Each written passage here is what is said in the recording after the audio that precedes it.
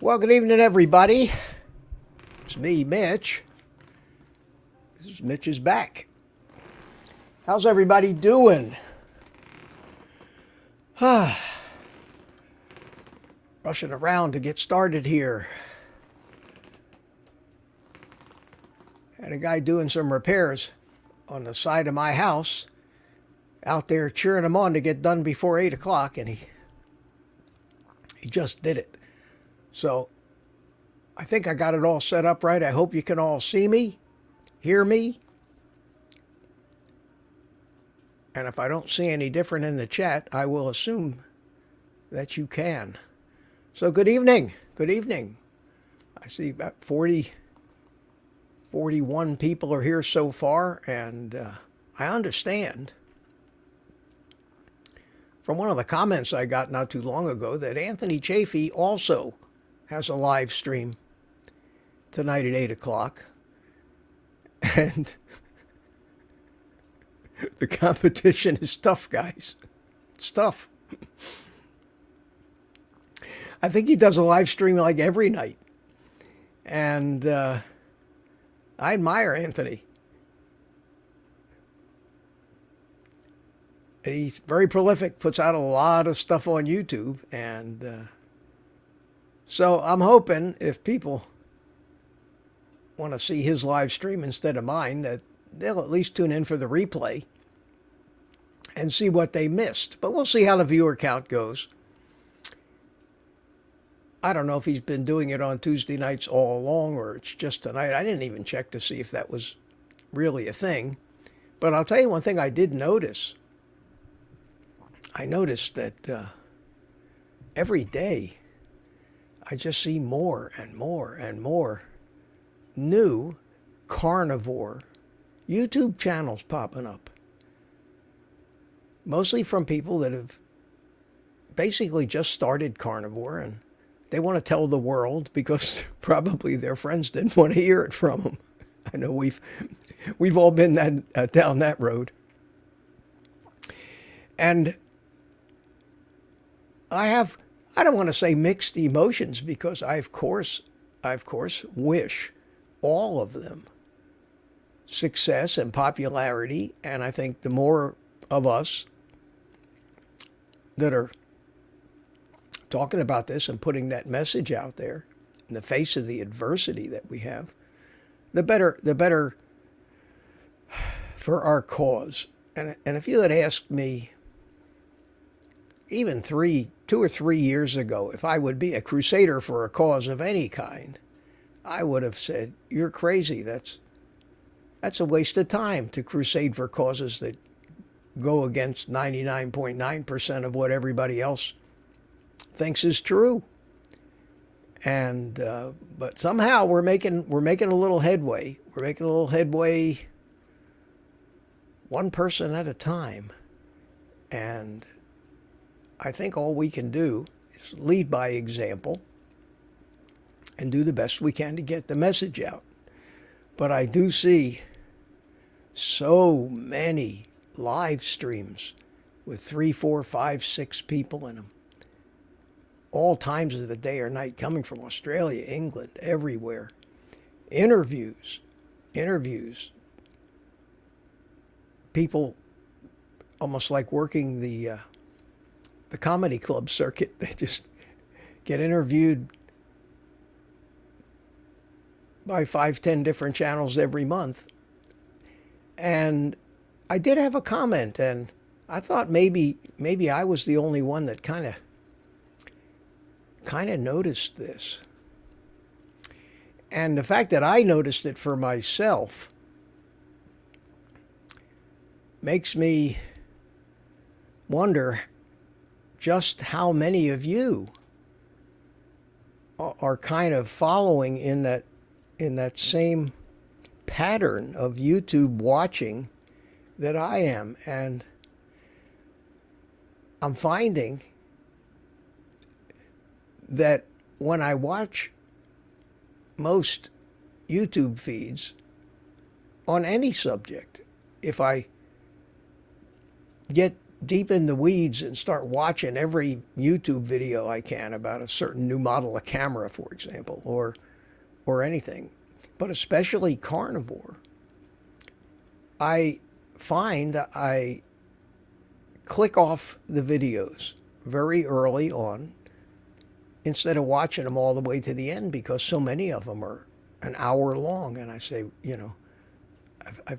I've heard this person interviewed 10 times already. I know what the questions are going to be. I know what the answers are going to be. And it's becoming boring for me to watch this stuff. And then I also found that even the big guys' channels, and again, this is just me, and it's absolutely nothing against the big guys like Anthony Chafee or Sean Baker or Ken Berry. I just found I can't stay interested through an entire 2-hour live stream and watch the same answers to the same questions. If you're feeling that same thing, let me know in the chat. I mean, I don't want to feel like I'm a bad guy turning my back on great people that are out there trying to help. But I'm not hearing a lot that's really new and different, and that I can try to plug it into this big picture view or belief system that I have about how this works and why it all works, and fill any gaps. Now, I do seek out and I do see, and last week I saw 2 videos, and I'm going to recommend them in a day or two. I want to make a video to recommend both of these, which were groundbreaking, new, introspective into some of the major issues that we all have doing carnivore. Paul Mason, you all know Paul Mason, the doctor from Australia, and Ben Bickman, fabulous lipid research scientist. And it just coincidentally, in the same day, they each released new videos where they put forward new insights and theories regarding losing weight, regarding lipid metabolism, regarding cholesterol, regarding seed oils, regarding all of that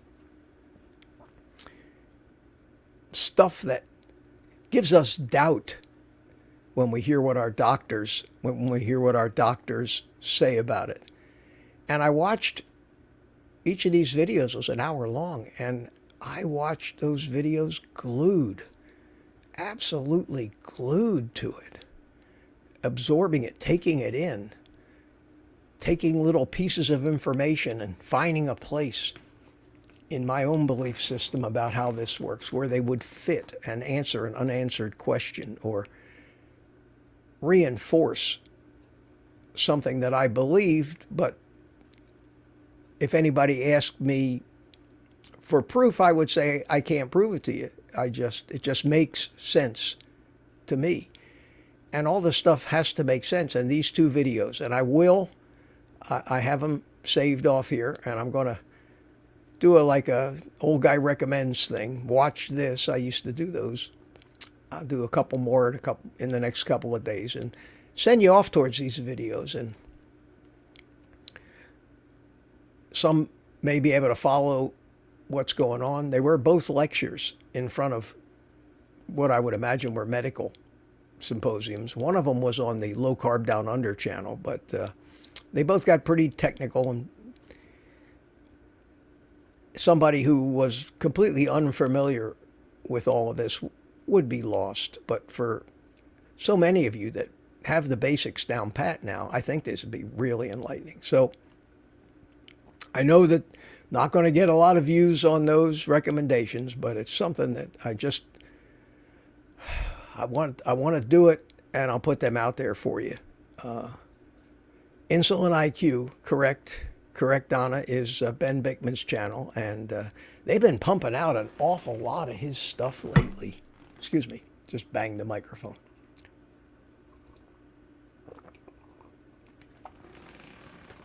At any rate, that's what's going on. You know, my disclaimer, I'm not a doctor, don't give medical advice, only basically talk to you about my insights, opinions, and things I've experienced in my own personal N of 1 experiment, eating nothing but meat. I did a funny thing on Google today. I said, how many days has it been since August the 1st, 2022, and today? And the answer came back 610 days. That's a lot of days. 610 days today is how many days it's been since I intentionally ate a single gram of carbohydrate or anything other than coffee that comes from a plant. So I am walking the walk here, I believe. I'm doing religiously everything that I talk about and I recommend that a carb addict such as myself needs to do to succeed. Maybe a non-carb addict can have some veggies and stuff like that. But I stick to my guns. I know that I'm limiting my views to a much smaller audience by not including keto and ketovore or just low carb in the things I talk about. And there's a lot of people that can successfully do those things, but I know that the failure rate in any diet that allows carbs is because those people are addicts and don't know it or won't admit it to themselves, and they need to abstain completely from carbs, like I keep saying, like I had to do. And at 610 days, I have surpassed any number of days in my lifetime that I was able to stay on any kind of a eating lifestyle by far. So I am even more convinced that took me a long time, but that I finally got it right. That I finally got it right this time. Let me say hi to some people before the chat goes completely out of control. Let's see here. I see we got a new member for the private community, Anna T. Thank you so much if you're here. Appreciate that. And my buddy Juan Kurgan60 says, hi, everybody. It's me, Juan. And Jerry Bell, always one of the first people in here with him. Hello, meat people. Drone Shots, my buddy Jody, always in here early. How you doing, Jody? Good to see you. CB Carmack says, enjoying my fatty ground beef bacon and very healthy cholesterol, thriving. April 9th is my 1-year carniversary. Congratulations, man. Good for you. Good for you. If you've made it a year, you have definitely become fat adapted and should really be experiencing all the benefits of it. Cliff Medina. Hi, Cliff. How you doing? Good to see you. Mike K is here. Hello, meat fans, he says. Naruto Kun. It says hi to everybody. Paul McGregor says hi to everybody. MK is here. Hello from Minnesota. How you doing, MK? Good to see you. And Rando, quite a setup, he said. Thank you, Rando. This is Mission Central here. My one-man control center / studio, everything. Oscar Rodriguez. Good evening, Mitch. Always a pleasure. Thank you. Thank you so much. I appreciate that. Deborah Huerta. Hi, everyone. Taking the rest of the day off to eat meat. Where have I heard that before? I might start using that. That's a good line. Thank you. Viking 442 from Tampa, Florida. How you doing, my friend? And we have the E's look like O's with these glasses. Breck Isaac, how you doing? Looks like NASA. Well, NASA came over and said, hey, Mitch, what do you think our control centers should look like? I said, like this. Where's my other hand? There it is. It goes off. You see, it goes out of the area where my camera hits the green screen and disappears. We have Richard Williams chiming in from Copper Hill, Tennessee. How you doing, my friend? Tammy Pitarch, good to see you. Good to see you. Marlo, ground controller Mitch. Good evening, sir. Good evening to you. And Linda G, how you doing? Good to see you. Coco's here. Hiya, Coco. Coco says hi to everybody. Martin Nerwinski's with us. Greetings from Myrtle Beach. How are you? Hope the weather doesn't get too bad. I think I saw a big storm moving across. We're supposed to get a bunch of rain and wind tomorrow. We'll see. We'll see how that works out. Eat meat, heal for life. Hey, Mitch. And to the Meat Mafia.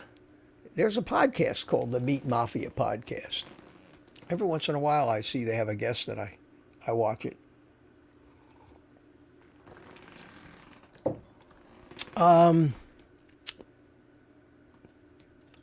Do-it-yourself guy and awake. Another guy in the house.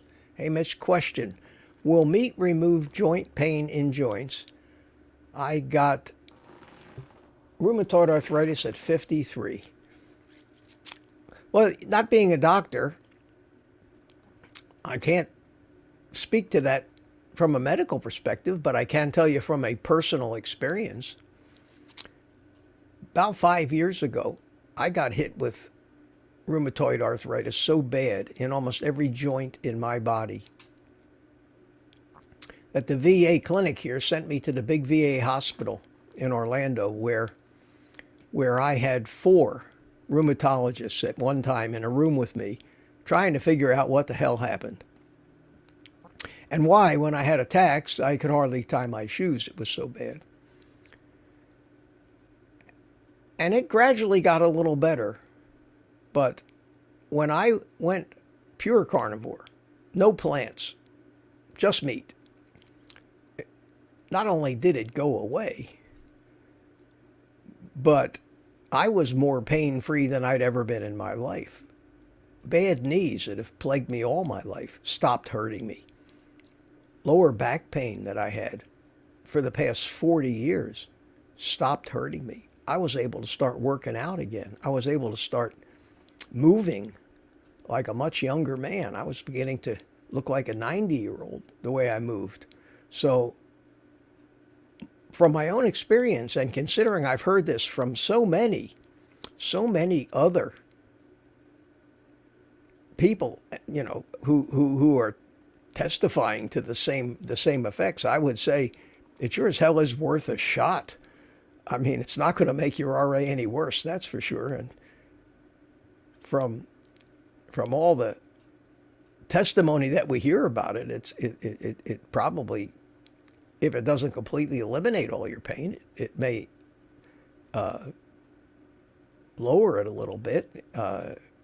It's an autoimmune disease, and it's a pretty well-known fact that when you stop eating all the poisonous foods, the autoimmune diseases go away. People have cured ulcerative colitis and Crohn's and arthritis. So many autoimmune diseases. Give it a shot.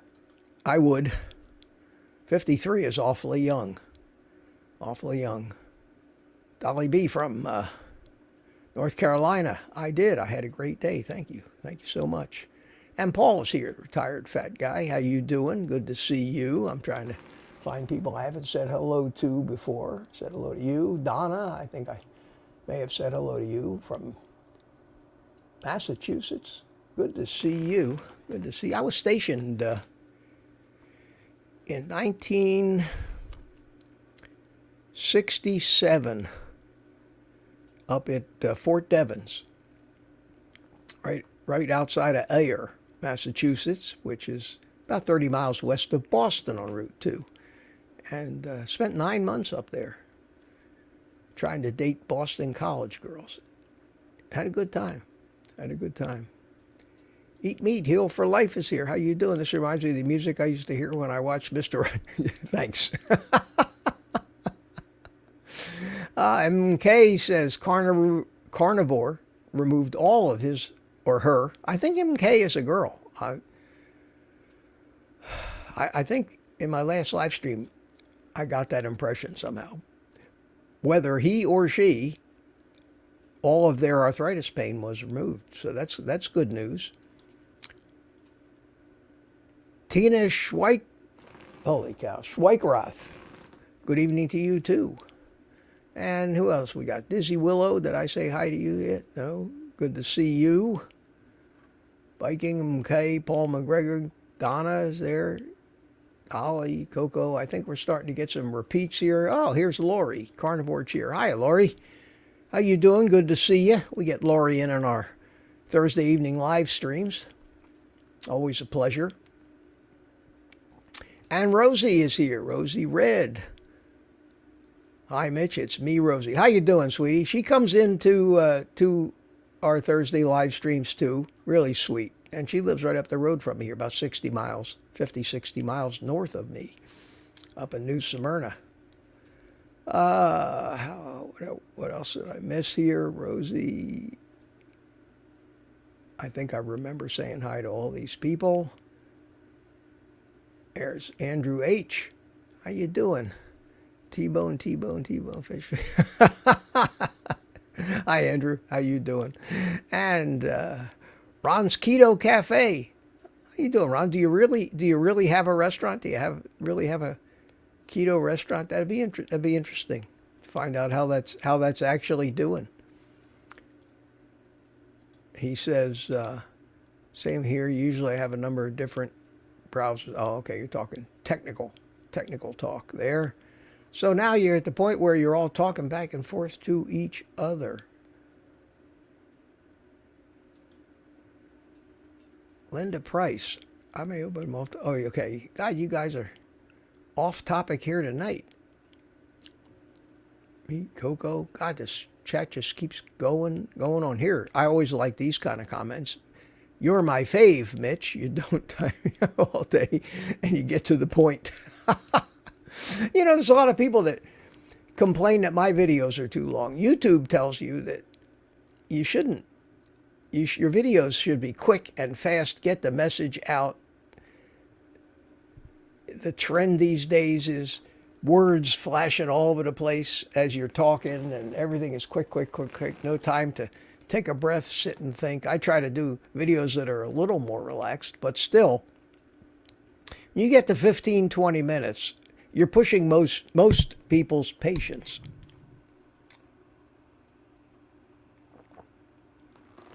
And we get analytics. We get analytics that actually show us. It's a graph, and it shows you after.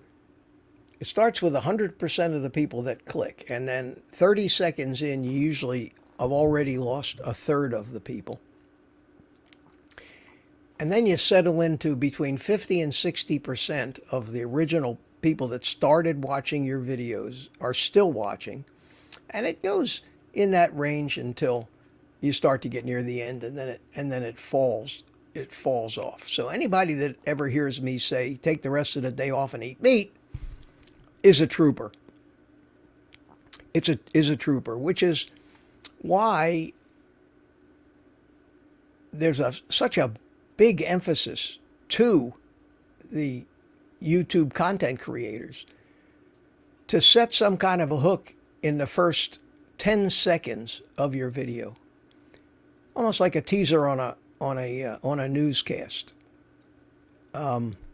something that'll shock people. You don't tell them what it is, but you tell them the story is at 11. You make them come back.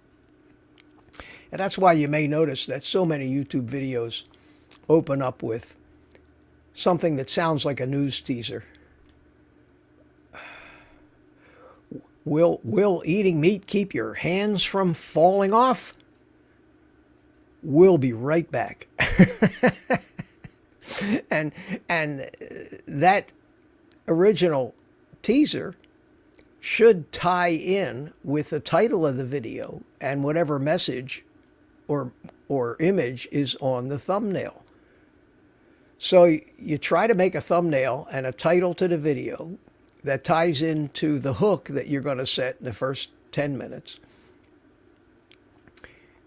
There are hundreds of thousands of videos out there put out by people whose channels are devoted to telling other YouTube creators how to be successful on YouTube, how to make money on YouTube, how to play the YouTube algorithm.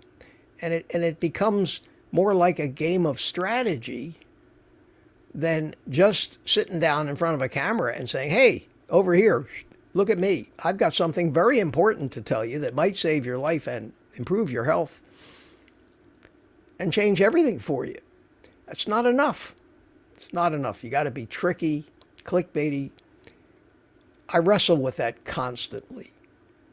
I've decided I'm not going to rush through the things the points that I want to make. I'm going to try to explain them in ways that may be understandable.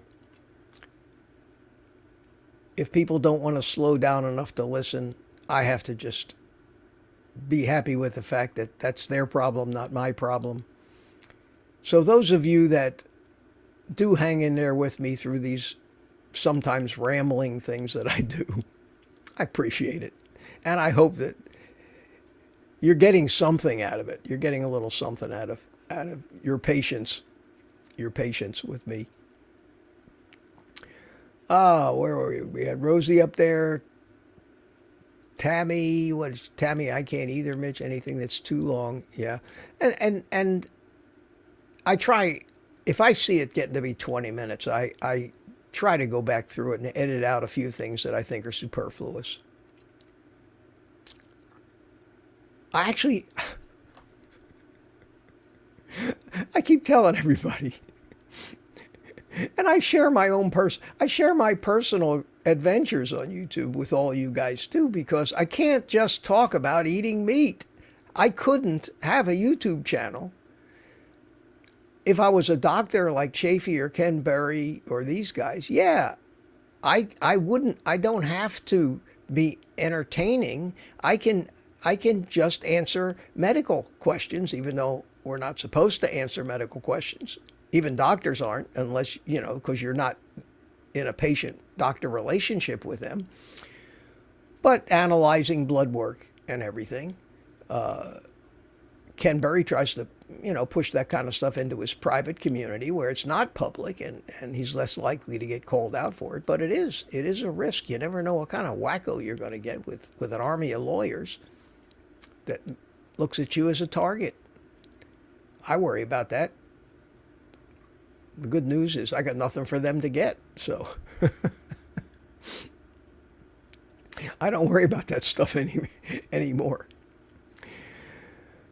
But these long videos, I've been putting out one a day, every day, sometimes two a day, just to try to grow my channel and keep up with it. But I got to tell you guys, coming up with entertaining and informative subject matter that will get me views, because if you don't get views, if nobody's seeing your message, why bother? Why bother? You go out on some hill out in the middle of nowhere and just talk to the cows. At least you wouldn't get the grief you get from some of these viewers. And boy, did I get a couple of comments that torqued me off the last couple of days. I just don't know how some of these people actually have the guts to write some of the stuff that they write.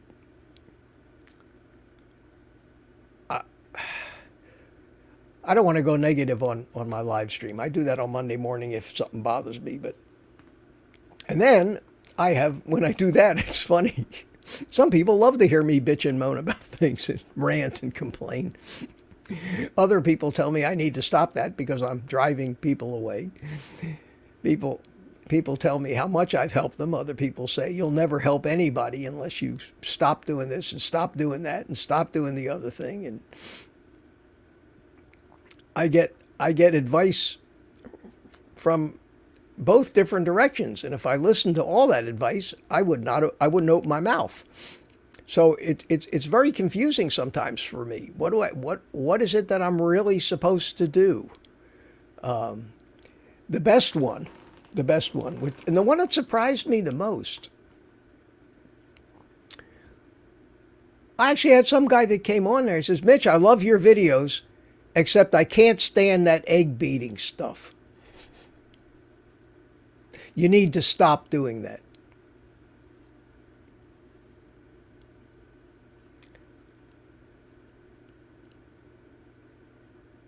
I mean, come on. Number one,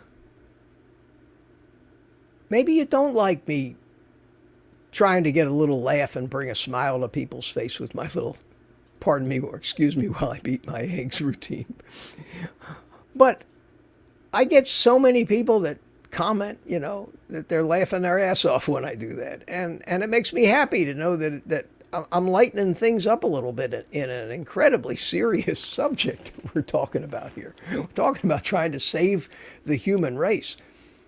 As Kerry from Homestead How named his little filmmaking adventure, Healing Humanity.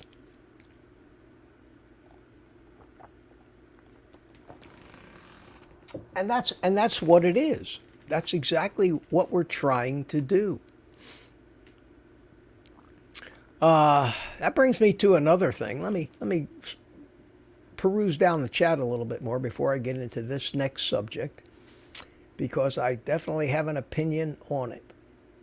Some may like my opinion, some may not, but it's something we better tighten our shoelaces, gird our loins, because I think the discussion and the controversy is going to be everywhere pretty soon. What did Paul say here? Retired fat guy. I stopped watching a lot of these people a long time after that same reason, same question, same answer, nothing new. Yeah, and you have to do that though. If you're Ken Berry,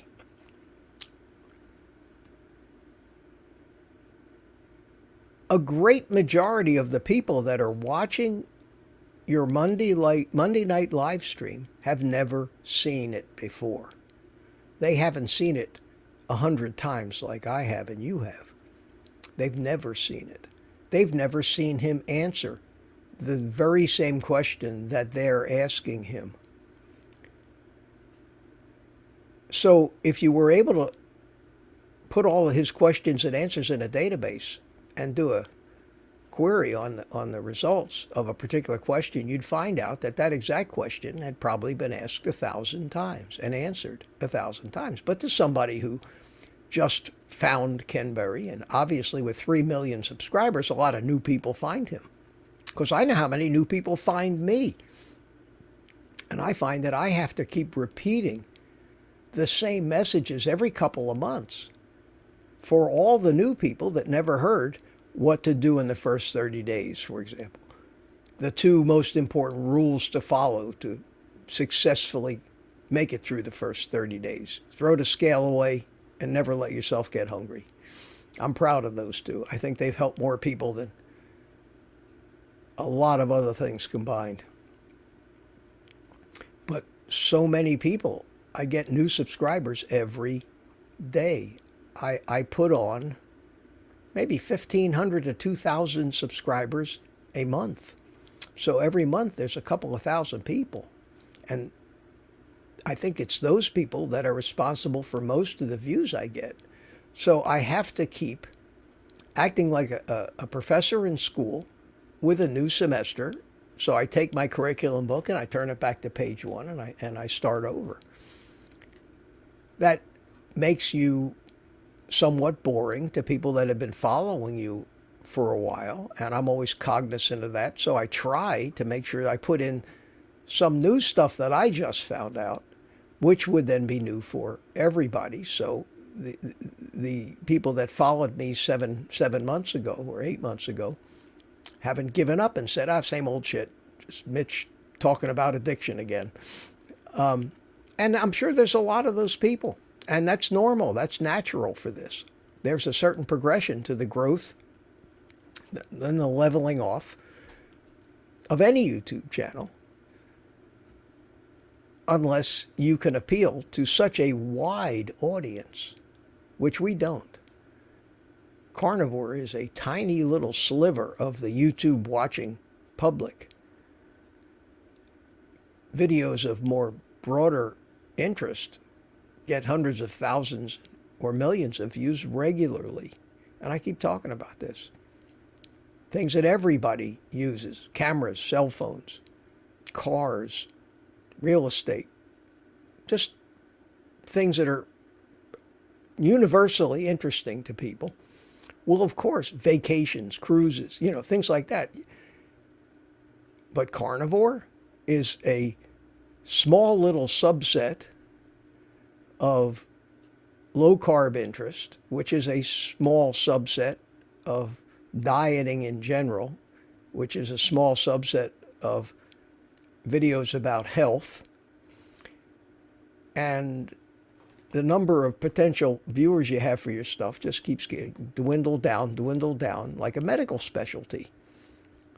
A podiatrist who specializes only in the big toe is not going to have as many potential patients as a family practitioner might. So it is a fact of life on YouTube that we have to live with every day. And I can handle almost anything, and I have the time to do this, and I do. And I never make any bones about the fact that I do make a little money at it. I'm proud of the fact that I can, without actually becoming a home shopping network or something like that. But the products that I recommend are things that I found and the things that I use to make carnivore more doable. And people like it. And, I got this Amazon thing, and people are happy to use my links. It doesn't cost them anymore, and it helps me support myself. And I got a comment today that was so mean, so hurtful, so accusatory. Accused me of only doing this for the money, of taking advantage of the people that watch my videos to sell them things they don't need. Pointed out every mistake I made as a YouTuber. Pointed out to me the fact that I'm basically a whore, that I have no right to have a private community. I mean, one thing after another. And then he basically told me he's only trying to help me. I don't know what to do. I don't know how to even respond to something like that. So I responded. I shouldn't have responded. He told me I delete every comment I don't like, which is not true. I didn't delete his comment. It's still there, along with my not so happy answer. But there's no call for that. I struggle with this business about actually getting paid a little bit, and it's just a little bit, believe me, for doing something that is a passion of mine to do. But we all have to live. I've gone so far as to tell you all my whole entire life story about financial disasters and why I'm in such bad shape financially at my age.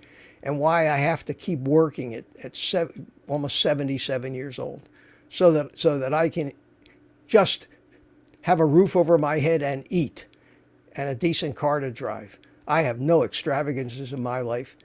I shouldn't have to apologize to anybody for the fact that I feel like if I can figure out win-win situations for me and my viewers that might earn me a buck or two here or there, that there's nothing wrong with that. But to have to be told that by some a-hole that, and I don't know what his motives were, it destroys me.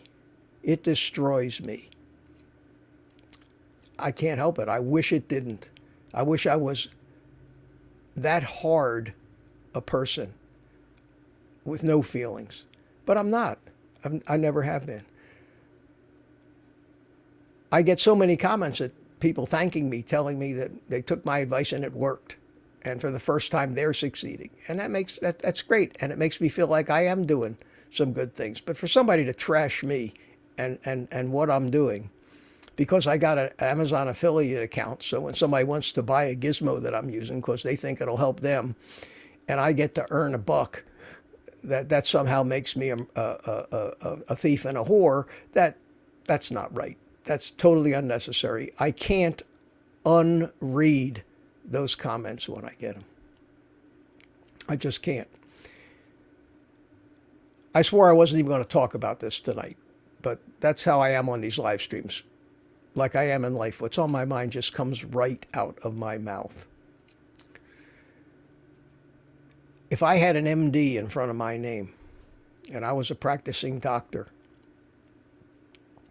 knowing what I know, my time would be worth $1,000 an hour.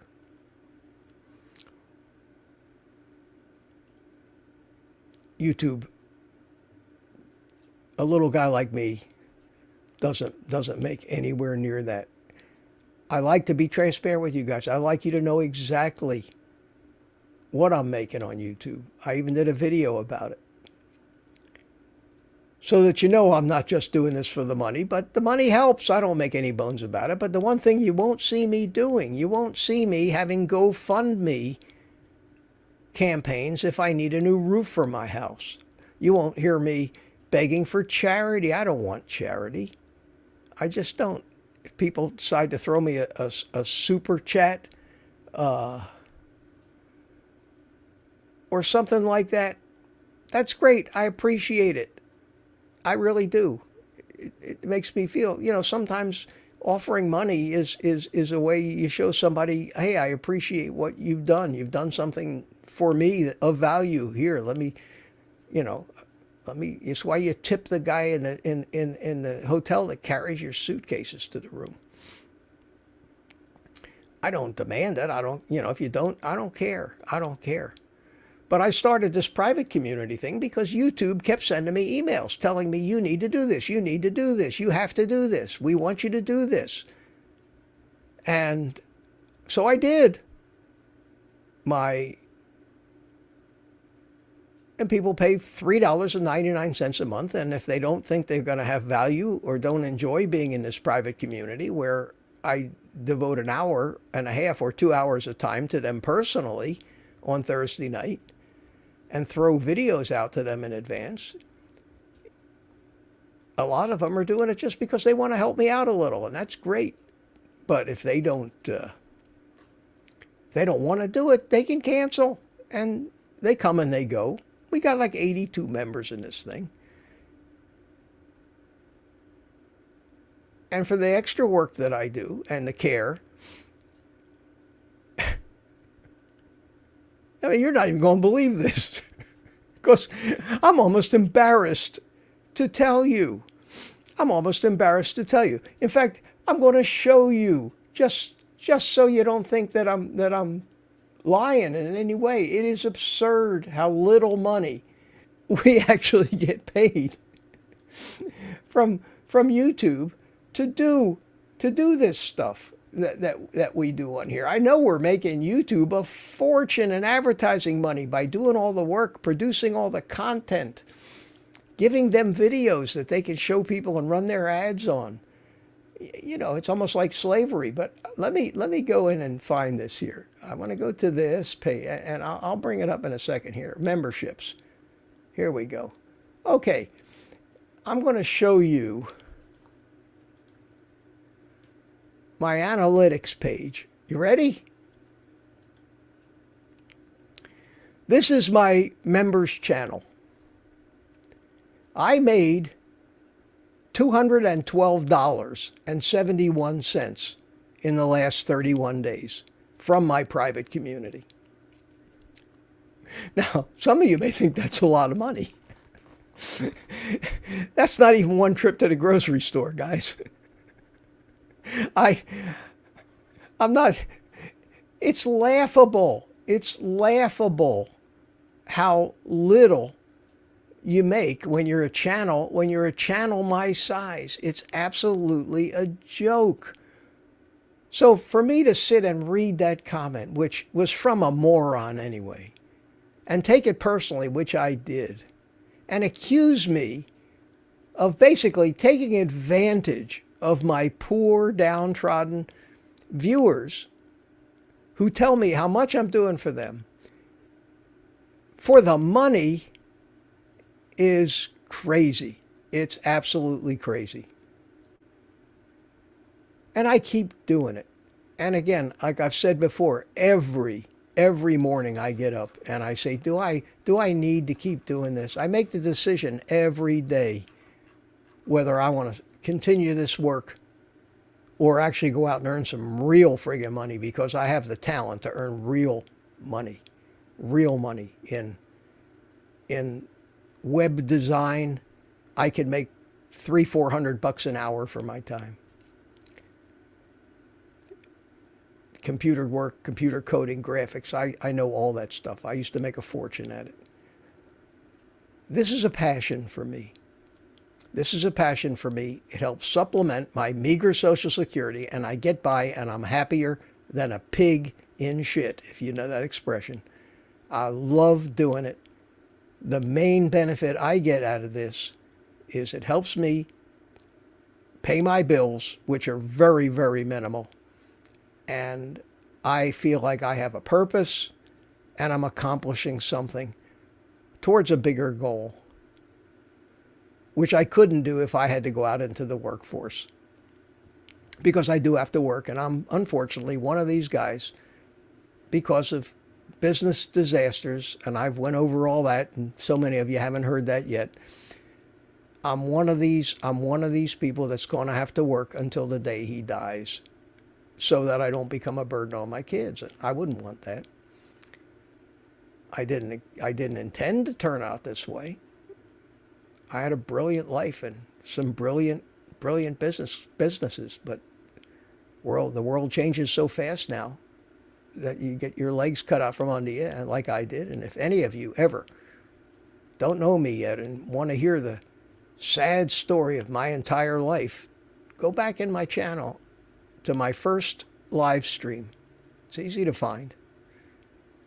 And I think starting in about 1 hour in, for about a half an hour, I actually told the whole sad story of my business life. I laugh about it now. There was a time when I wasn't laughing so much. Oh, we have Carnivore Coder became a member of the private community. Welcome, and thank you so much. And I also saw, let me bring it up here if I can find, here it is. Here it is. We have Val, the pool gal, $50 super. Thank you so much. Thank you so very much. Thank you. Screw that guy. I love to help people out any way I can. I hope he knows he made me give you $50. Oh, man. Val, one of you is worth 10,000 of them. 10,000 of them. Thank you so much. I really appreciate that. Anyway, you know me. You tune into me and you listen for a while. You don't never know what you're going to hear or what kind of griping I'm going to do. And anyway, there was another subject that I wanted to talk about, and don't let me forget to talk about And remind me if I wander astray again. I want to talk about microplastics. And if any of you have seen Ken Berry's video today, you'll be interested in hearing my take on that. So let me go back to the chat here, and I've just been skipping all over the place. Everyone hit the thumbs up for our man Mitch. Tammy says, thank you so much. So I'm down at the bottom of the chat now, so these are the most recent ones. Those of you in the chat now are more likely to be here. And I do see that my total number of viewers is a little less than it usually is, so I can imagine that either I've pissed off a lot of people who don't want to hear me whine about money, or they're over watching Anthony Chafee tell you that plants are trying to kill you. Or they're watching Ken Berry tell you to eat meat. Oh, look at this. Okay, my friend. Thank you so much. No comment, nothing, but thank you. Much appreciated. Okay. You all know, I mean, I've said this before. Oh, Tammy watched Ken Berry's video on microplastics. Tammy, what was your takeaway? Let me put it to you this way. How are you going to change your life based on the video that you just watched of Ken's? What actions are you going to take, and how much anxiety and worry are you going to allow into your life because of that? I would love to hear an answer about that. I see, and again, thank you so much for that. And I see Andrew H., another great guy, member of the private group, supporter of mine. I appreciate that. Me and my mama love you, Mitch, from Indiana. Thank you. I love you guys too. I really do. That's why I enjoy these live streams, and that's why I enjoy the Thursday night one. Because I live by myself. I haven't been married for 20 years. I have a great life. I am living my best life at this point without all the airplanes and boats and cars and big houses and all the crap that money used to buy me. Never bought the happiness or content. I'm more content. I'm happier now. I feel better. I feel more alive. I credit so much of that to the lifestyle that I'm trying to hide these things. There you go. Okay. I credit that to the lifestyle, to the diet, to what it's done to my brain. But I also credit to the fact that as I get older, I need less. I don't need to, and I don't know why I ever thought I needed to impress people. But I always thought I had to. That was a personality flaw, no doubt. But I don't have that. I'm very comfortable, and I have more than enough to keep me busy, and I thank YouTube for that. It gives me gives me something to do that I think is worthwhile, other than what I used to do with my spare time, which was just build model airplanes and drones and try to entertain myself flying these things. I enjoyed the hell out of that, but it was not fulfilling. This is very, very fulfilling. And I truly, truly enjoy it. And the sense of community from all but a handful of morons is so great, and it fills that void in my life, and I never feel lonely, and I never feel alone. And I can't tell you how much that's worth. It's worth a lot to me. And I try to thank you as much as I can, always. So I asked Tammy, evidently she started writing something, and either the message got too big, but it got retracted. But I asked, what were the takeaways from Ken Berry's video? Because it it definitely had that Chicken Little, the sky is falling vibe to it. Now, not that he shouldn't have made it. Not that he shouldn't have made it. Because it's been known for a long time, micro and nano plastics. And in case none of you, the non-scientists of you, don't know the difference between micro and nano, micro is a millionth, nano is a billionth. So when you talk in those general terms of nanograms or micrograms, the nano is 1/1000th of a micro. So if you're talking about grams, a microgram, a milligram is 1,000th of a gram, a microgram is 1 millionth of a gram, a nanogram is 1 billionth of a gram. They're not definite numbers. They're talking about ranges of numbers, but that just shows you the relative size difference between all these designations. So when you talk about nanoplastics, you're talking about stuff, molecules, really small compounds, really small things that can go through barriers and membranes in the body that stop microgram or micrometer sized things. Microplastics are a huge problem. I think that although I love Ken Berry, I admire him, and this message needs to be out there, I think that his video was alarming, or too alarming for a lot of people. And it's a shame because he wasn't overemphasizing the problem. But I'm watching it and I'm saying to myself, as if we didn't have enough to worry about.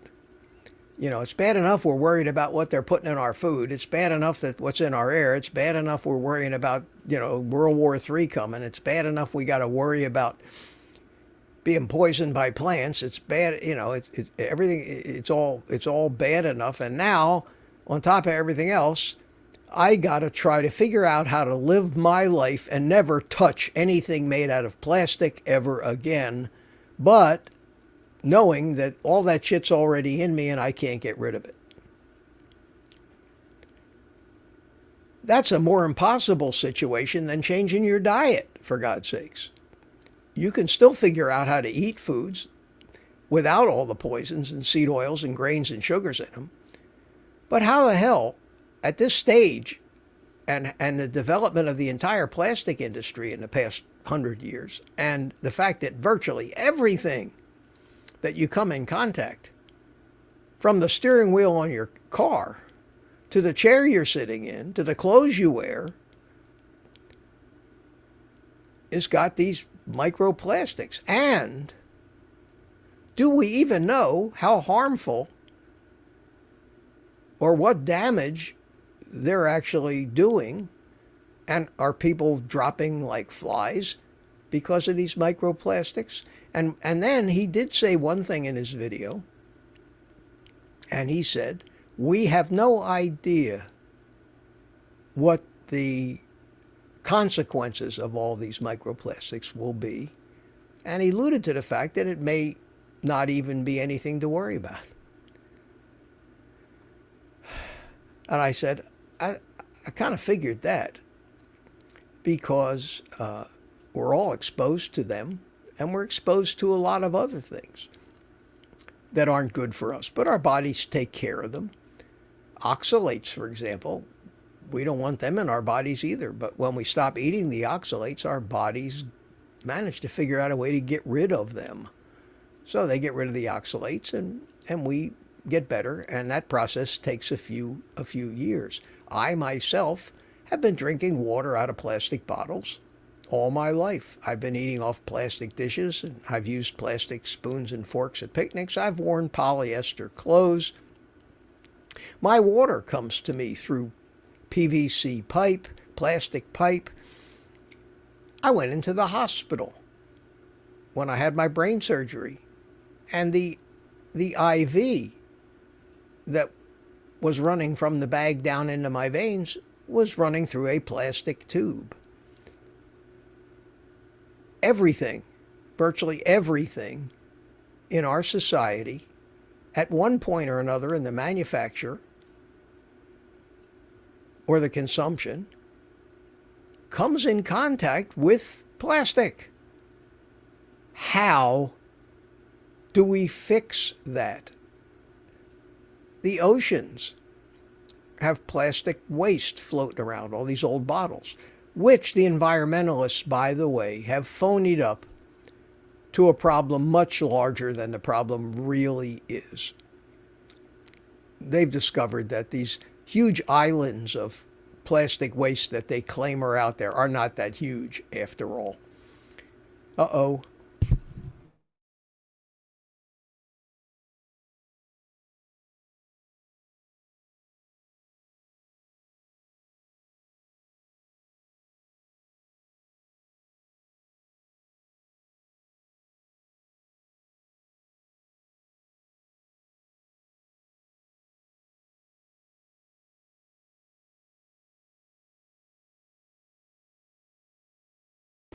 All right, I'm back. I'm back, I think. Yeah, same thing happened last week. Everything just disappeared. I hope I'm live again. Yes, I am. Good. I hope I didn't lose all of you in that brief little timeout. All of a sudden, everything just, my browser, it's a Google Chrome issue. It just shut itself. Everything that's sitting on my computer screen. And I learned last week that the way to fix that is just open Google again, hit restore pages, and it reconnects to StreamYard, and I'm back. And I'm looking at my live feed, and it's back. So I lost 15 of you in that little mess. People don't have any patience. If it happens again, if it goes away again, I don't know why it's doing that. Maybe I'm overtaxing this poor little computer of mine, but I can get it back quickly. I even went out and bought a new uninterruptible power supply for this computer so that if I had a little power failure during one of my live streams, it wouldn't go away. At any rate, I'm glad to see you're all still here. Bill Gates didn't like what you were talking about, Mitch. Yeah, I don't think Bill Gates is watching this live stream, so I'm probably pretty safe. Lance said, good to see you're back. There's my back. And Rosie Red said, Mitch hit the button. Mitch, you are back, 5x5. Good. Unbelievable. Mitch went dark. Yeah. I said last week that the good news is that StreamYard doesn't close the stream out. If somebody happens to disconnect from it, it stays open for about a half an hour. Just that viewers don't have the patience to hang in there when it seems to lock up there. Place to go, people to see, gotta go, busy, busy, busy. You know, we're all that way, unfortunately. At any rate, hopefully it won't happen again. I was talking, in fact, I'm just going to close a few of these windows that I really don't need open. I'm going to close some of these browsers, superfluous browsers, showing me things that are nice to see, but I don't really need to see them. Hopefully it'll keep that from happening again. I just think this computer I have is pretty powerful. It's the one I use for editing, but it is about, I'd say 5 or 6 years old, and the software keeps demanding more and more power as it gets more and more complex for all of these things. I think it's time for Mitch to maybe get a more powerful computer. We'll see. I hate the thought of having to even set that up and start loading all that software on it again and configuring everything. That's days work with all the stuff that I use this computer for. Anyway, we're talking about microplastics. My take. I'll give you my take. You can agree with it or disagree with it. You can tell me I'm hiding my head in the sand. My take, at the end of listening to everything Ken had to say and knowing what I know about the dangers of plastics, I'm still concerned about things like BPA and other chemicals that are in some plastics that are dangerous and have been proven dangerous to our biochemistry. This was the original complaint about plastics, was the BPA. And that's why you see on so many plastic products a label that says BPA free, especially in things that you might want to cook in or things that are going to get warm. Freezing something in a plastic bag that has BPA is probably not going to contaminate anything very, very much. Yeah, the PFAS, the forever chemicals, they call them. They're everywhere too. But this is what I'm talking about. And I'm not talking about microplastics, which are actually microscopic molecules of plastic itself. I'm talking about the forever chemicals, PFAS. I do concern myself with those and try when I can. One of the main things I stopped using was the plastic bags to sous vide food in, because it is heated up even if it's only 130 degrees. But then I started doing some research and some reading and learned that just about all of the bags that they sell, vacuum sealer bags now, that are sold for the purpose of storing and sous videing or cooking food in, are BPA free and perfectly safe. So I've decided, okay, I'm going to make sure the bags that I buy say that it lists the different dangerous chemicals that are not in this plastic, and I'm going to just use them because in the long run, none of us is going to live forever. Life is too short, and you got to live. If you spend your entire life hiding from everything that's microscopic, then you become as bad as these germaphobes and obsessive compulsive people that have to wash their hands every 2 minutes and spend their life wearing hazmat suits. I don't want to live that way. If it costs me a couple of years off the end, so be it. I don't want to live my life in abject fear of everything that I can't see. They want us, those that propagate all of the messages that we get, want us to live in fear. And the reason is they can now sell us a solution to this problem in some form or another, whether it be another treatment, another pharmaceutical, whatever it may be, more doctor's visits, more tests, whatever it is. So follow some basic rules. And I see some of you are saying, yeah, use glass when you can. Don't leave a plastic water bottle sitting in your hot car for a month and then drink the water that was in it. Just use a little common sense. But to worry about this microplastic problem at this stage of the game and this is my take from all of that alarmism is, hold your ears, children, I don't give a shit. I refuse. I absolutely refuse to agonize, to change my entire life yet again. I just changed my entire life to accommodate this new eating lifestyle. And you see my life. You see my life. I open my complete life up to you. You guys know what's in my kitchen cabinets, for God's sakes.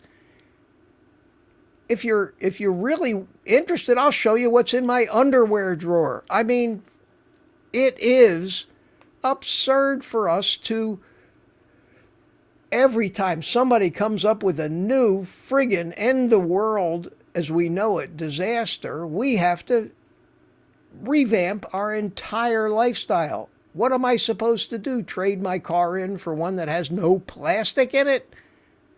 Good luck. All the 57 Chevys are gone. We can't live that way. I can't. And since I mean, at my age, I know I'm not going to live forever. And I've been evidently immersed in these microplastics for most of my life, and I'm still feeling pretty damn good. Changing my diet did that. So, I'm happy with the way I feel right now. It's good enough. It's good enough. I have the energy. I can exercise. I'm not in pain. I'm thin. For the first time in my life, people call me skinny. I smile ear to ear when they call me skinny. I love it. I love it.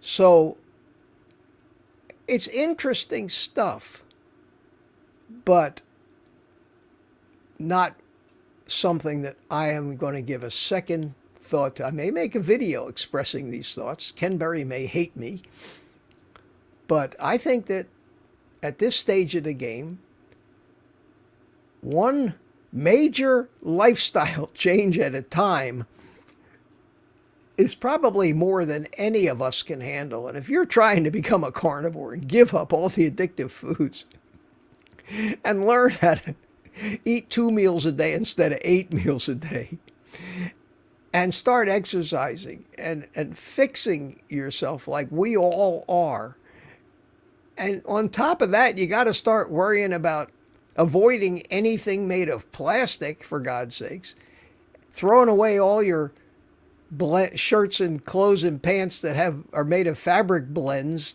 make sure they're all cotton or wool, making sure that everything you use to eat or drink is made of glass, filtering all the water in your house through a reverse osmosis filter. You're still going to have to take a shower. You're still going to be exposed to almost the same amount of this stuff, whether you do all those things or not. We're stuck with this. Make the best of it. Make the best of it. Now, that's easy for me to say at 77 years old, and I say I'm 77. Less than 5 weeks from now, I will be 77. May the 7th. I don't know, what day of the week does May the 7th fall on? Let me see. Hang on a second. May the 7th. Let me get my calendar up here on my cell phone. May the 7th is Tuesday night, guys. It's Tuesday. Perfect. We are going to have on May the 7th a birthday party live stream for me. Bring your hats and your noisemakers. Dan Thompson says May 8th is his birthday. Well, make sure you come to my party and we'll give you a shout out, Dan. You can join in too. And I'm sorry that the talk text spells your name wrong.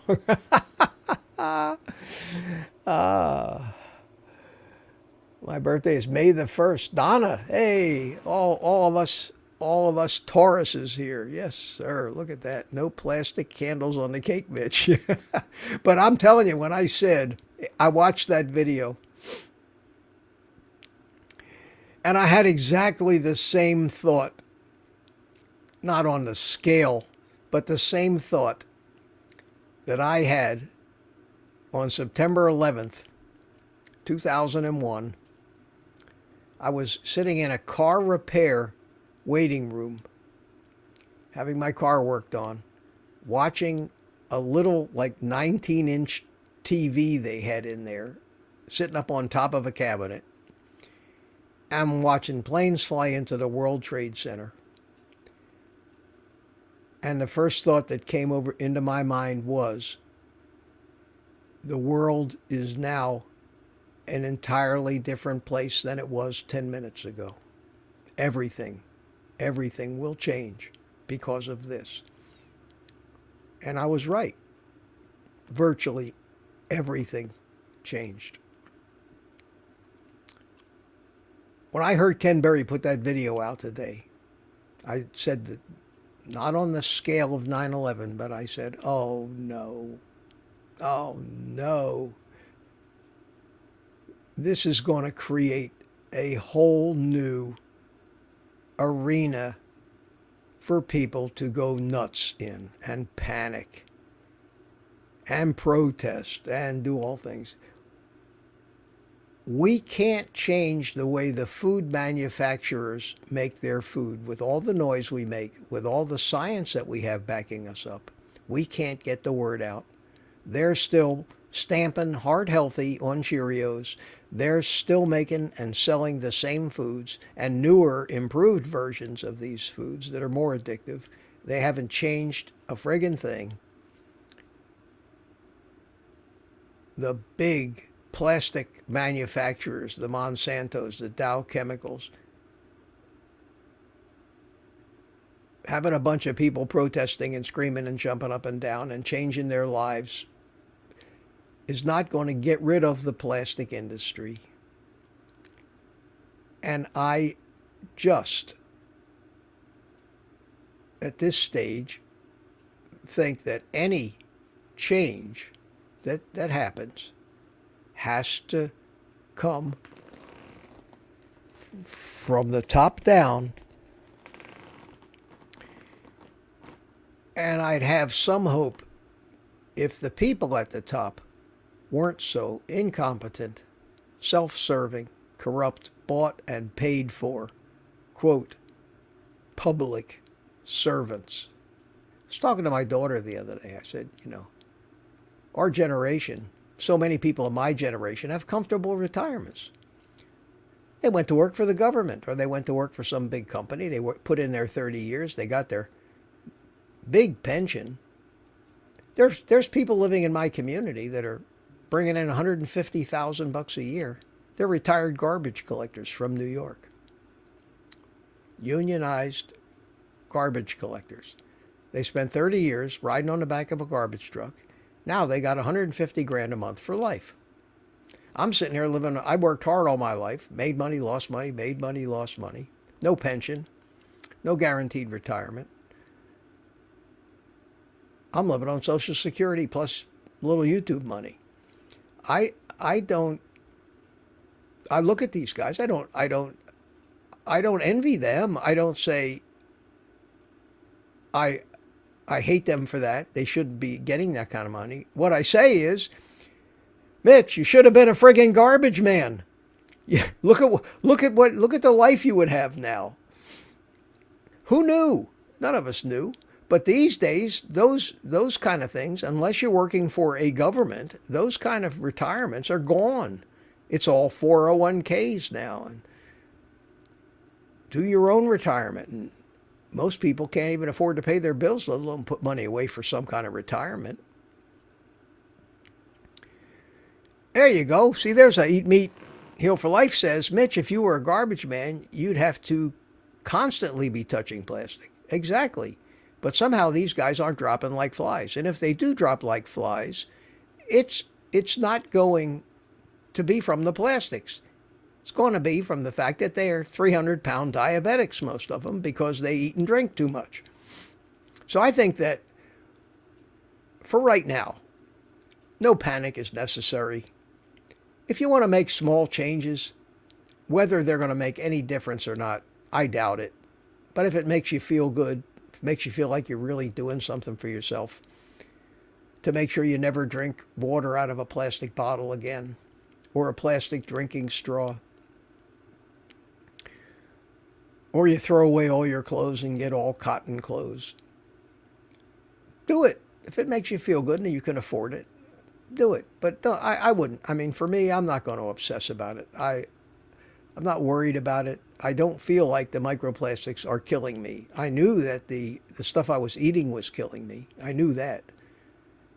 And that was really obvious. And that was a change that you could make, because even I can't avoid, none of us can avoid plastics. Every time, like I say, every time you get in your car, even though your car seat is supposed to be all leather, it's plastic. It's imitation leather. Oh, here we go. TJ Byers signed up for the private community. Good, good. Thank you. Thank you. I appreciate that, and I'll look forward to seeing you on Thursday night in the live stream, and maybe you'll be brave and actually click the link and come in and join the panel so we can get to know each other. I've gotten to know some great people on Thursday night. It's great to have that kind of a connection with some of you. Some people who are in the private community never show up. You don't see them in the chat. You don't see them in the panel, but they watch. Other people are there a lot, and I really enjoy getting to know some of these people. They're all great. They're all great people. Great people. We've even got Juan down there in South America, who is like an Uber driver, and he comes in. He actually joins in the panel from the front seat of his Uber car while he's between stops, which is, I think, the coolest damn thing. Technology-wise, the fact that somebody in South America can come and join me on a live stream here in Florida that's broadcast to the entire world, and that just still amazes me, still absolutely amazes me. But anyway, TJ, thanks so much, and we'll look forward to seeing you. Forward to seeing you. People are talking about, what's this? Scooby the dog, how you doing, my friend? I just burned my burgers being distracted by you. Oh my God, I'm so sorry. I hope that black stuff won't kill me. Well, according to Dr. Berry, humans have been burning their food over open flames since the beginning of time, and he doesn't think it's harmful. I don't think it's harmful. I think in a lot of cases it tastes damn good. Tastes very good. William McCartney's here. Hi, William. How you doing?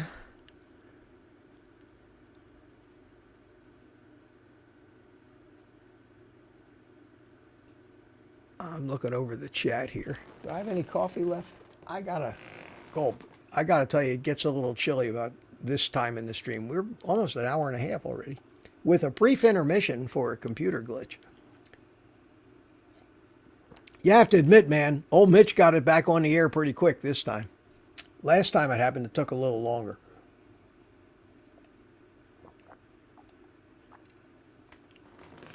I think the last time it happened was on my private community stream last Thursday night.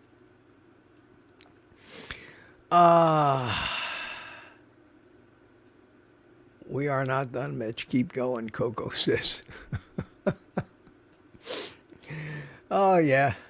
Meanwhile, in the back of my mind, I'm thinking, what am I going to talk about in my video tomorrow?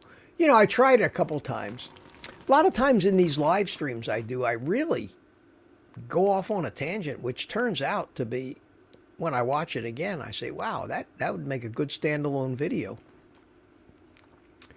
And all the guys do that. They take live streams and rebrand them as videos and republish them, portions of a live stream. I know Anthony Chafee does that every day. He'll put up a thumbnail that talks about a particular topic, and you'll notice that the video is 2 hours long. And so you click on it, and you're just watching a version of the live stream did the day before, and somewhere in that live stream is the topic that relates to the title that he puts in the thumbnail in the video. And there's nothing wrong with that. I just feel like I'm cheating if I do that. I did it a couple of times, but I just felt like I was cheating.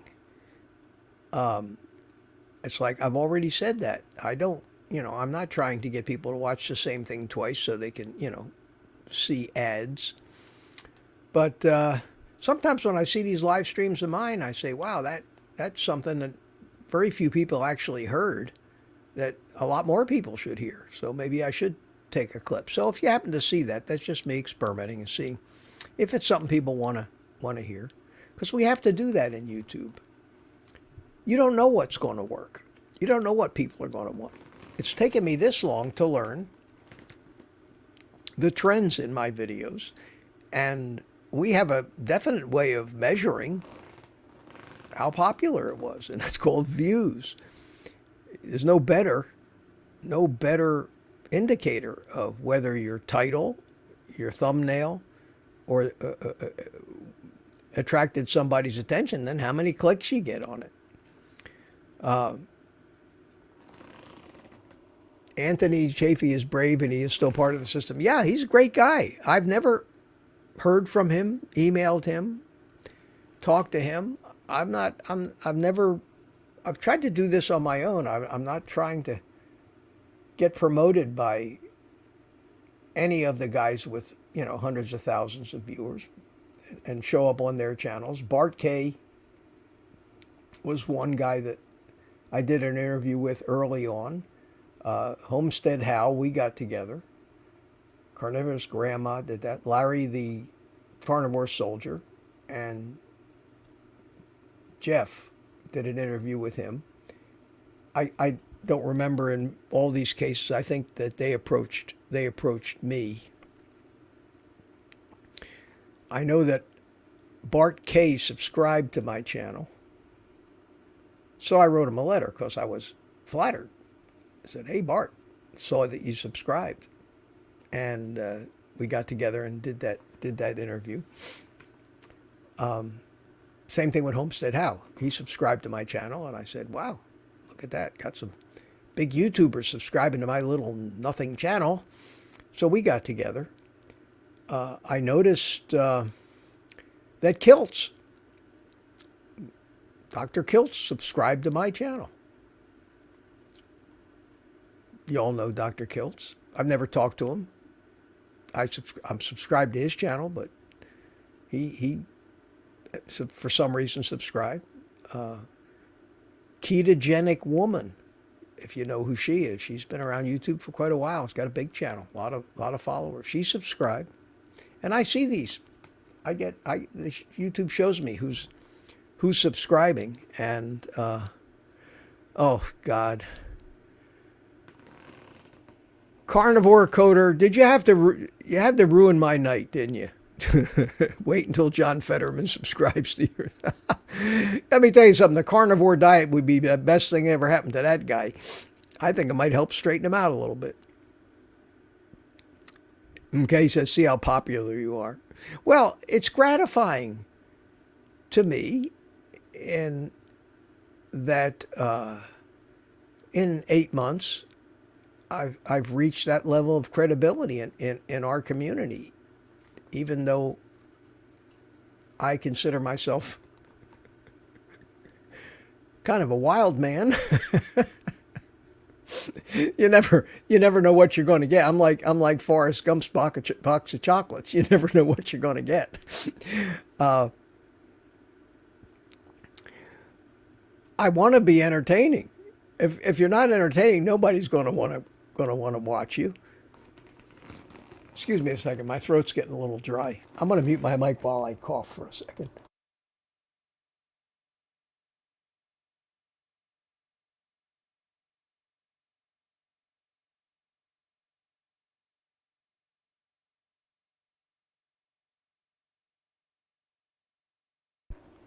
You try talking nonstop for an hour and a half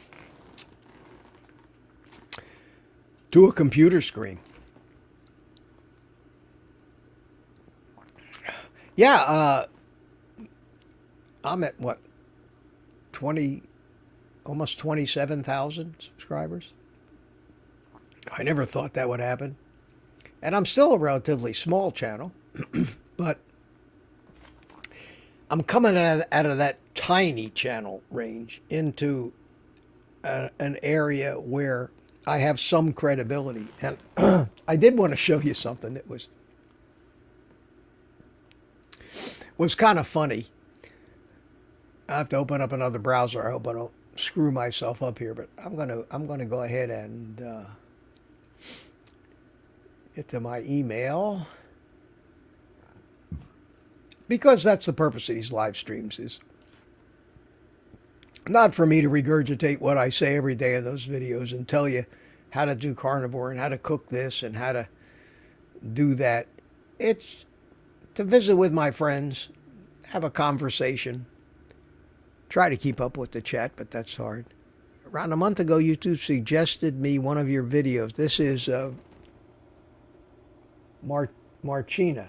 Around a month ago, let me see if I can find it here and put it up on the screen. There it is. Around a month ago, YouTube suggested me one of your videos. Since then, I am watching your posts. First time I finally made it to the live. Great, welcome. Welcome, good to see you. You're going to see a side of me in these live streams you're not going to see in the videos. The videos, while they're not scripted, they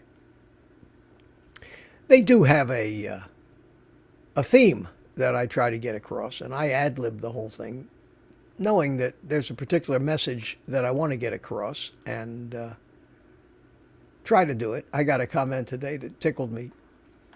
Somebody said that when I get done the video, I go, take the rest of the day off and eat meat, and then I always crack a smile. And when I edit the video, I never let that go all the way through to a big grin. I always cut it right where I start smiling. And she says, I really like the way you smile after you tell people to eat meat. I got it such a charge. So the answer that I gave her back in a comment says, yeah, I'm thrilled to be done filming the video. So I smile. Wow. Somehow managed to get through another one of those. I even thought one time about doing a video about the making of a video. You know how they do these with movies, the making of Titanic, the making, and they show you behind the scenes stuff. I thought it'd be kind of fun to just set a camera somewhere back where it can see the entire, like if I'm doing it in my kitchen, see my entire kitchen, see where the other cameras are, and see what I actually see, the mistakes I make that I've edited out, see where I stop, blow my nose, move cameras around, or do any other thing that I might not want to have show up in the video. I don't know if anybody want to see that, but I'm always looking for new ideas about videos. I keep notes. I have a note-taking app on my cell phone, and every time I get a thought, I open that up and I put it in there as an idea for the concept of a video, because one video a day is a lot of videos. I started this channel like the first part of August of last year, 7 or 8 months ago, and the video I made today was video number 218.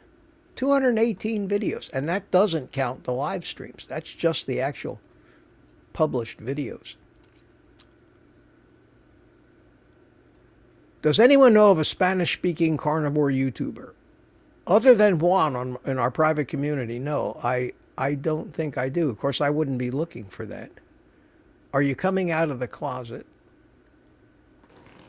Oh, he's talking to Eat Meat, Health for Life. I'm not going to touch that one. Didn't the casket point? Oh, you guys, I'd love to see a tour of your home. You guys know, you've seen my kitchen. You know that I live in a retirement community. It's a modular home, otherwise known as a double wide. but a really nice one. And nicer than so many of the actual houses they're building, because my double wide is 3 bedroom, 3 full bathrooms, 1,900 total square feet, with a big living room and a big family room, 3 big bedrooms, 3 full bathrooms with baths, and more room than, just enough room to hold all the crap I've accumulated all my life. But it's a nice home, but it's still a friggin' trailer. I don't, and even though they call this a retirement community, it's still a trailer park. I mean, so I don't want any of you guys to think that I'm just raking it in here, living high on the hog on these YouTube dollars. There's no place on the planet Earth I could live any cheaper than I live now, because I bought a used home when I moved in here, and I was able to pay for that. So I don't, and they do charge a lot rent in here, which has almost doubled since I moved in here 8 years ago, and it's almost $1,000 a month just for the lot rent in here. But they have great facilities. They got a gorgeous swimming pool, gym, community areas. I mean, it's athletic courts, pickleball, tennis. Not that I ever use any of that stuff, but it is there. And I'll give you a tour. I should do that. Tour of my house. I mean, Christ, like I said, you know everything else about me except what's in my underwear drawer, and I'll show you that if you want to see it. I have no secrets from you guys. I'm trying to, in fact, the only way I can show with any credibility how well this works is to use myself as the subject of the story. And I've tried ever since I started on YouTube here to let you know who I am and where I came from and what I've been through. That's what my whole first live stream was about. It was an introduction. It says, I'm new here on YouTube. I've been on YouTube since 2018, but I was a drone channel. And I got some credibility as a real expert in drones.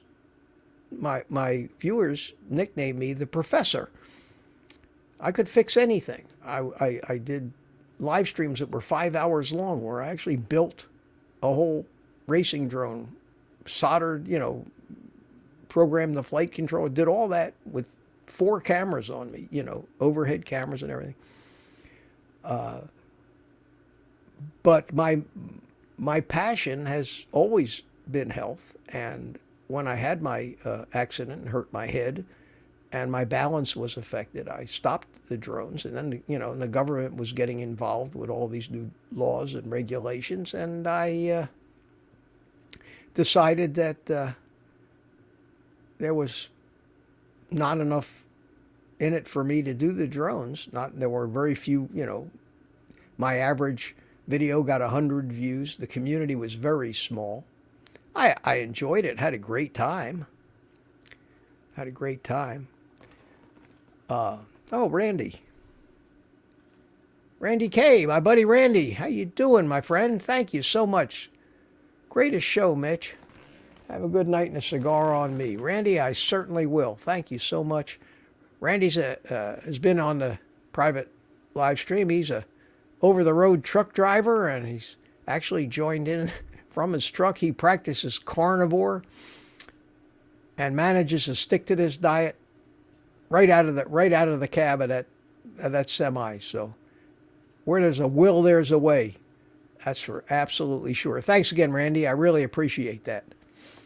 And I hope I didn't miss any super chats. I would really be remiss in not pointing out and thanking anybody that's that generous. I'm going to go back over this real quick and see. Tammy, I thought I missed one. I thought I saw it go by when I was in the middle of talking about something. It was Tammy. Where is it here? I have to find it in this chat here. Anyway, Tammy gave me a $5 super chat, and she said, all we can do Oh God, I'm trying to. All we can do is try the best. It's stuff like life is short. Let's just eat meat. Love you, Mitch. Thank you, Tammy. I'm going to find it so I can put it up on the screen so everybody could see it.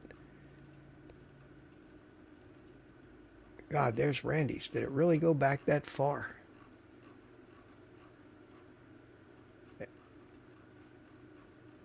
Why isn't it showing up over here? I have to find it. Here it is right here.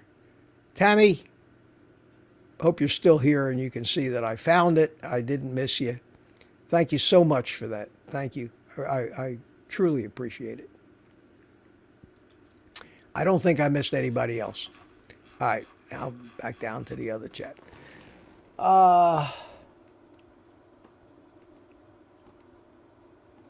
We're talking to each other.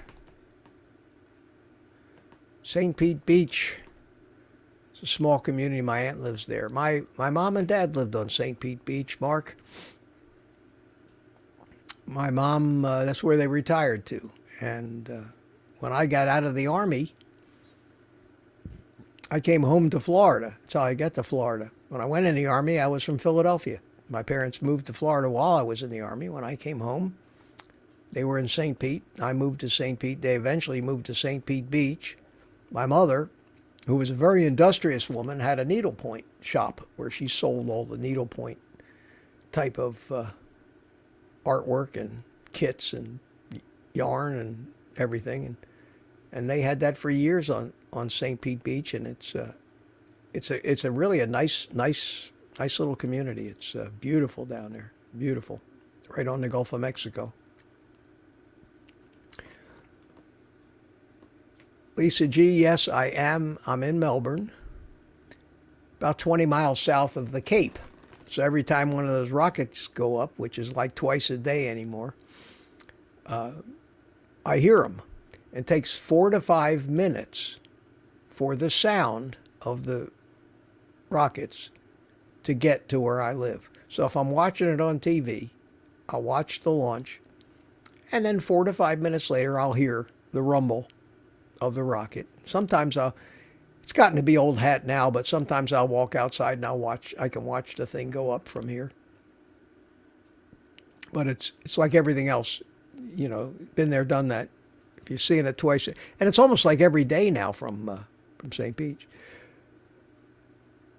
Marcina says, is that how we pronounce that? Marcinha, M-A-R-C-I-N-H-A. Marcina says, why did you start the carnivore way of life, sir, Mitch? I like that.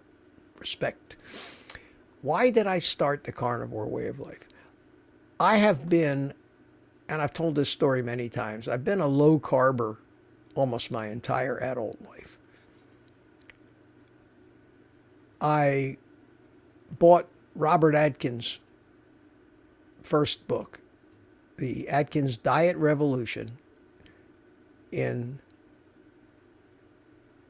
1973 when it first came out, and I read it, and I had been reading all kinds of different diets, and this was the first book with a little bit back then of biochemistry I knew. Made sense to me. It made a lot of sense.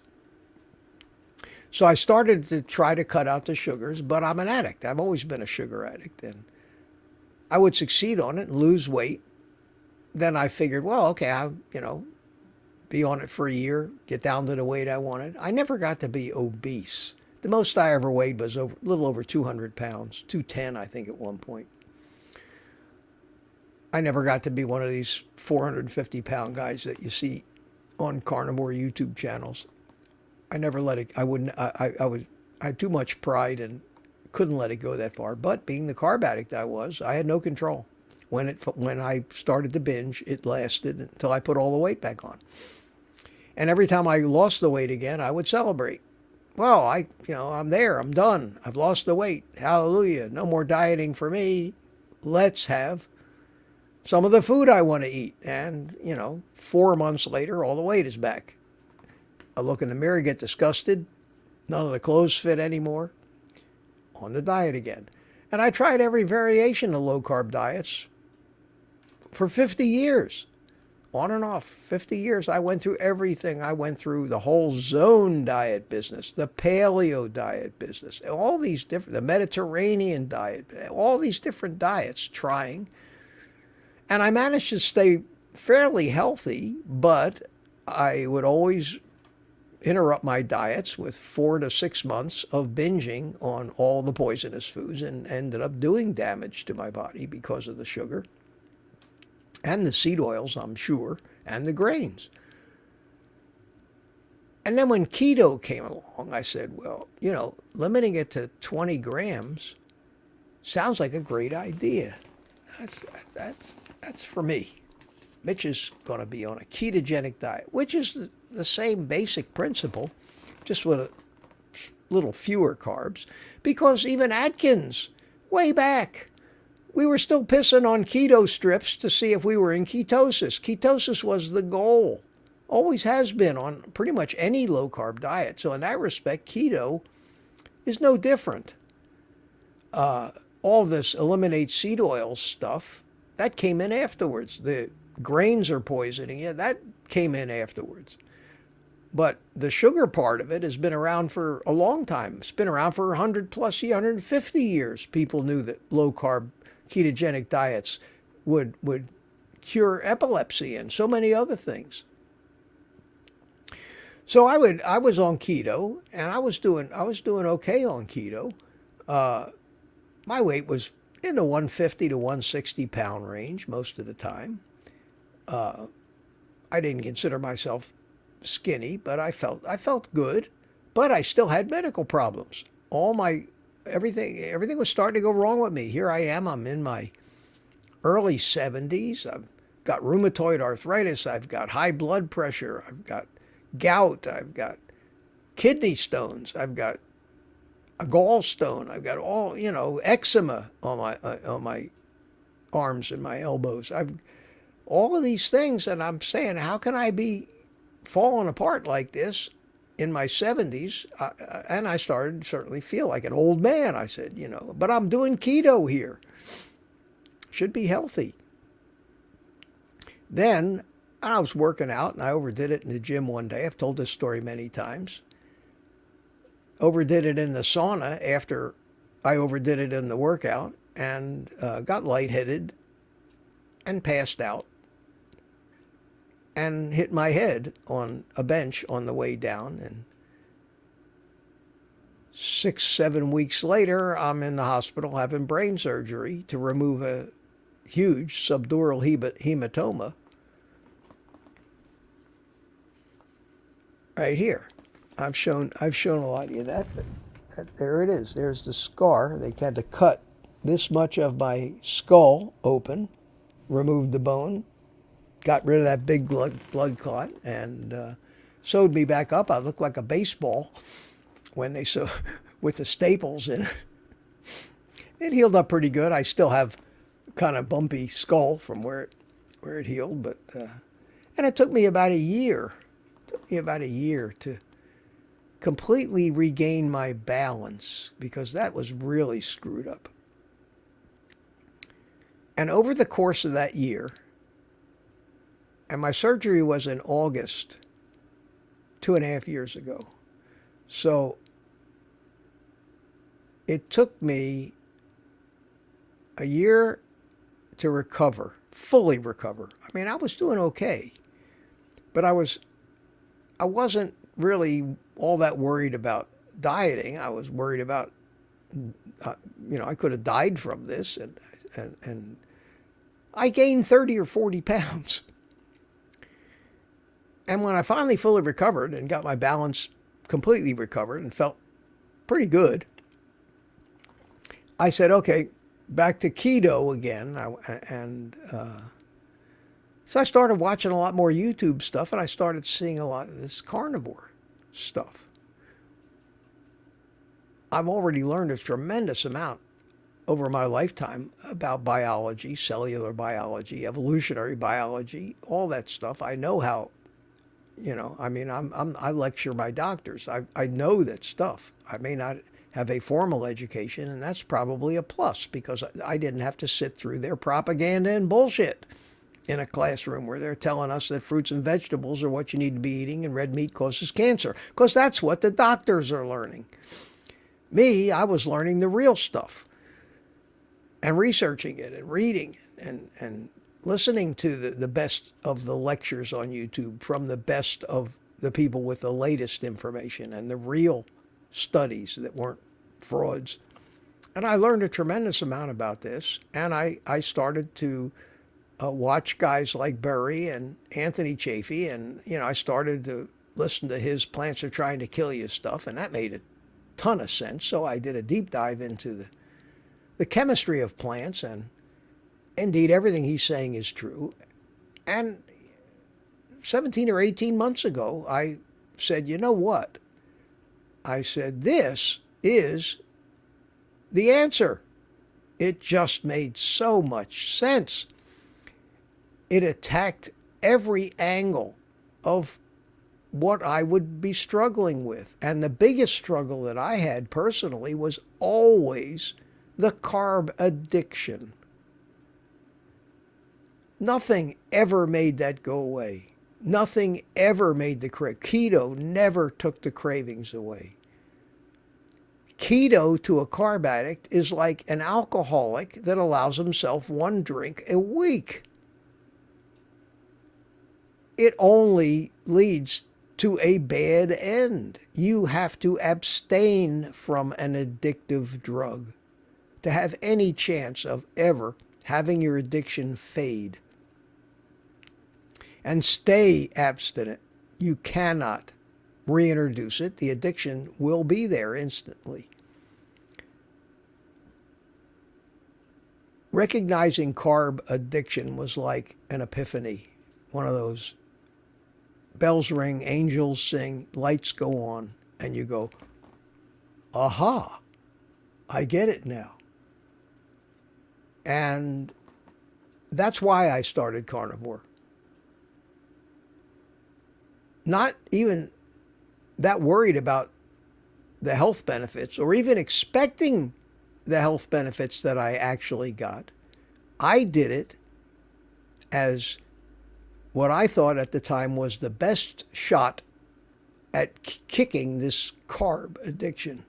And just to be clear, I'm not talking about food addiction. I hear that term thrown around a lot, food addiction, food addiction. I don't think there's any such thing as food addiction. I think people call carb addiction food addiction, but it's not the food, it's not food they're addicted to. It's carbs. Because there's other foods besides carbs, and I am not addicted to ribeyes. I'm not addicted to ribeyes. Not addicted to any meat.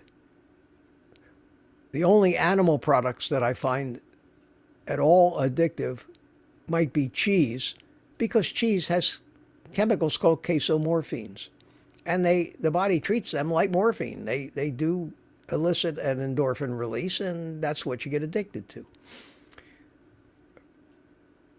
But nobody's addicted to meat. You don't see people hawking the family jewels in a pawn shop to run to the guy on the corner and buy a ribeye. It's not an addiction. You may love them, they may taste good, but you're not addicted to them. But you are addicted to carbs and sugar. So I think we should start calling carb addiction what it is. That is carbohydrate addiction. And I started Carnivore, and all of a sudden the weight started coming off, and the pain started going away, and my brain cleared up like a bell. I mean, unbelievable clarity. My eyesight started getting better. My hair started getting darker. That's I don't know, you can see that's my natural hair color. I said, this is crazy. This is a fountain of youth. And I became sold. I became sold hard. And I started figuring out ways, logistically, to do this diet. And those things that I figured out, and I'm still fine-tuning and tweaking, are what I make my videos about.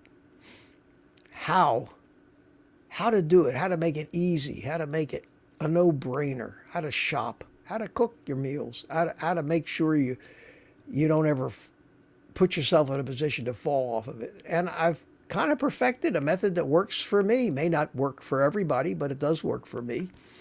And that's why I'm on YouTube. I waited a year. I was carnivore for a full year. I was already 140 pounds when I started my YouTube carnivore adventure. I didn't start it at 350 pounds. I didn't use a fascination with seeing some fat guy get thin as a reason to watch me. I started my channel saying, listen, I've been fooling with this for a year. I've been playing with it, experimenting. I have discovered so much about it. I have learned so much about it. I've figured out how to do it, how to get by the addictions. I give some advice. Excuse me a second.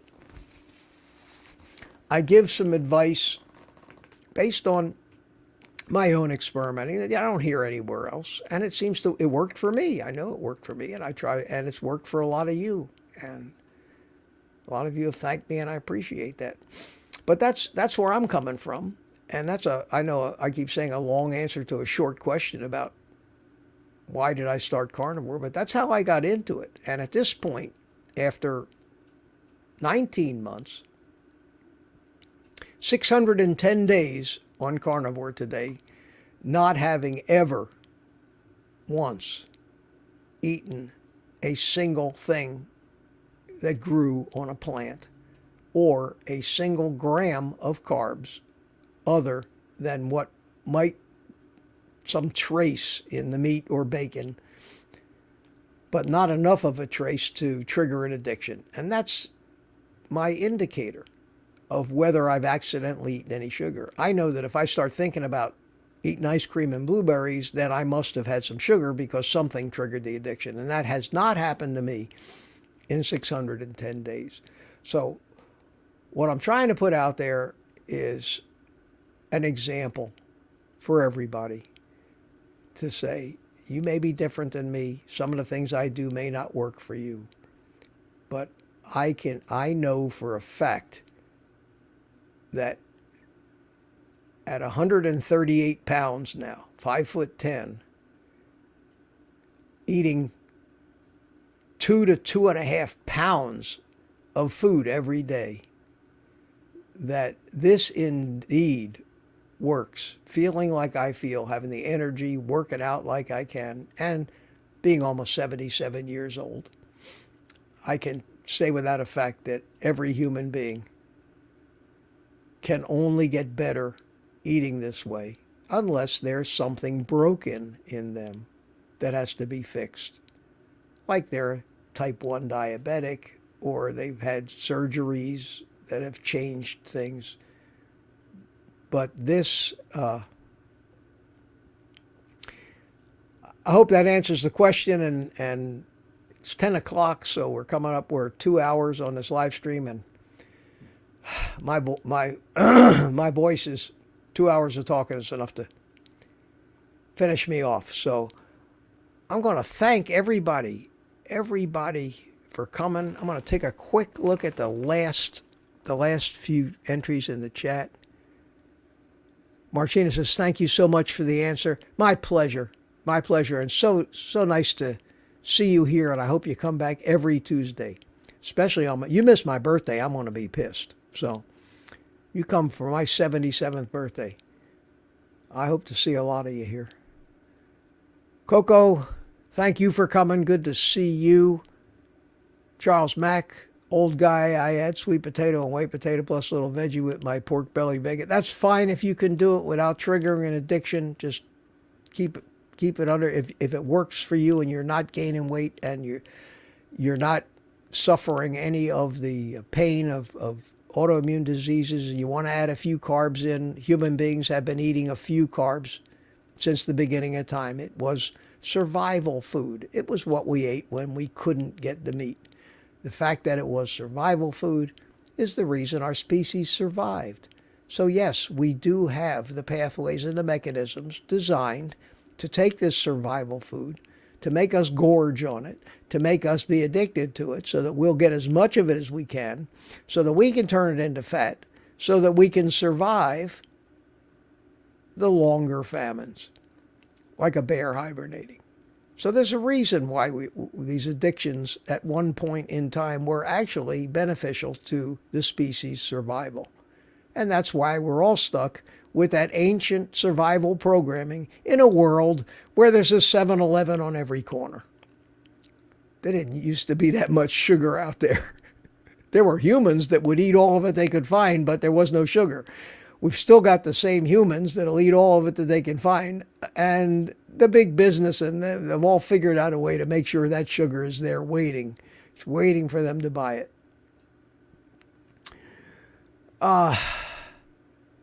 Everybody's saying good night. Thanks, Mitch. Another great night. Well, thank you, Mike, even if we did have a little technical difficulty for a couple of minutes. Thank you all for hanging in there with me. Once again, I thoroughly enjoyed it.